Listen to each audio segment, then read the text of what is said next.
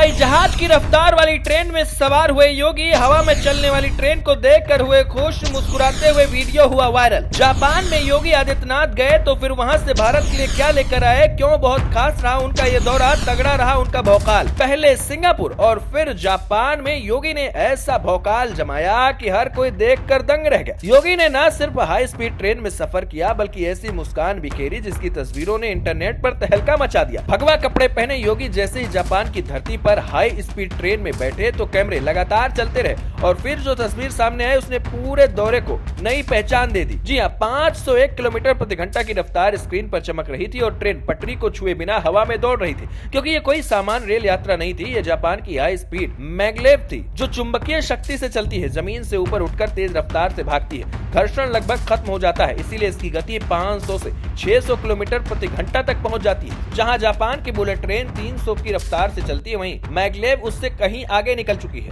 Yamanashi test track पर योगी ने इस भविष्य की तकनीकी को बहुत करीब से देखा और उसी पल का वीडियो वायरल हो गया। लेकिन इस पूरे दृश्य का असली एंगल ट्रेन की रफ्तार नहीं बल्कि उसके साथ हुई बड़ी डील रही। दरअसल सिंगापुर के बाद जापान पहुंचे योगी ने यामानाशी प्रांत के साथ ग्रीन हाइड्रोजन तकनीक पर ऐतिहासिक समझौता किया। पानी से हाइड्रोजन बनाकर स्वच्छ ऊर्जा तैयार करने की तकनीकी पर दोनों पक्ष एक साथ काम करेंगे। उत्तर प्रदेश के उच्च तकनीकी संस्थानों के छात्र जापान में प्रशिक्षण लेंगे, वहां की प्रयोगशालाओं और फिर उस तकनीकी को उत्तर प्रदेश में लागू किया जाएगा। ऊर्जा उत्पादन, पब्लिक ट्रांसपोर्ट और उद्योग में इसका उपयोग बढ़ाया जाएगा। यामानाशी में योगी ने ग्रीन हाइड्रोजन प्लांट का दौरा किया, वहां पूरी प्रक्रिया देखी अपनी आंखों से कि किस तरीके से पानी से हाइड्रोजन निकाली जाती है और ऊर्जा में बदला जाता है। उन्होंने रोबोटिक्स और उन्नत तकनीकी से जुड़े केंद्रों का भी निरीक्षण किया।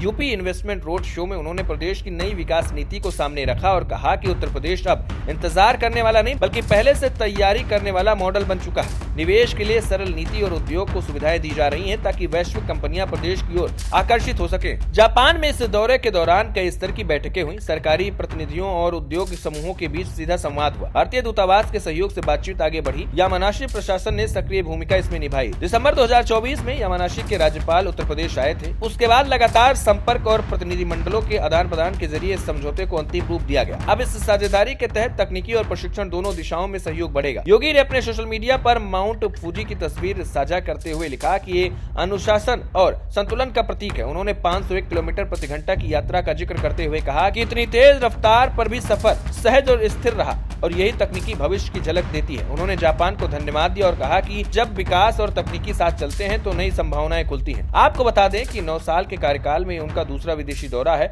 2017 में म्यांमार की यात्रा के बाद अब सिंगापुर और जापान का दौरा निवेश और तकनीकी पर केंद्रित रहा, जहां करीब 25 करोड़ आबादी वाले राज्य का मान उन्होंने दुनिया में बढ़ाया। भारतीय कपड़े में वो नजर आए और भारतीय सभ्यता और संस्कृति को भी उन्होंने ऊंचाइयों पर पहुंचाने का काम किया। जिस तरीके से सिंगापुर से भारत को निवेश मिला, जापान भी तैयार हुआ। वो बताता है योगी की काबिलियत क्या है और योगी आदित्यनाथ के दिमाग में कैसे उत्तर प्रदेश का विकास चल रहा है। ना उत्तर प्रदेश के लिए आशीष शुक्ला की रिपोर्ट। देश और दुनिया की हर बड़ी, सटीक और भरोसेमंद खबर के लिए अभी विजिट करें हमारी वेबसाइट nowuttarpradesh.com और nownoida.com, क्योंकि यहाँ सिर्फ सुर्खियां नहीं, पूरी जानकारी मिलेगी।